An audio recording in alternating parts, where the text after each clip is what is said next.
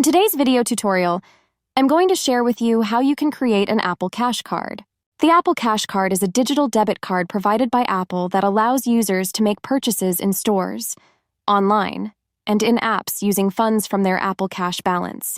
Users can add money to their Apple Cash card, receive money from others, and transfer money to their bank account. It's primarily used within the Apple ecosystem for convenience and security. To create your own Cash card, simply head into your phone settings. On the settings page, navigate onto the option of Wallet and Apple Pay. You will have to first enable this option of Apple Cash. In this section of payment cards, head into Apple Cash.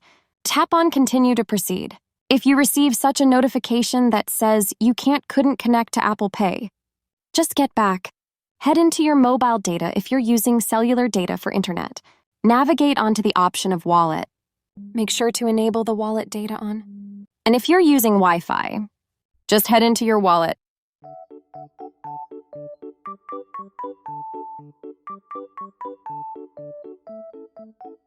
Tap on Setup. Press on Continue. Read through and agree on the terms and conditions to proceed with the few simple steps. Your Cash card will get created successfully. That's how easy it is to get yourself an Apple Cash card.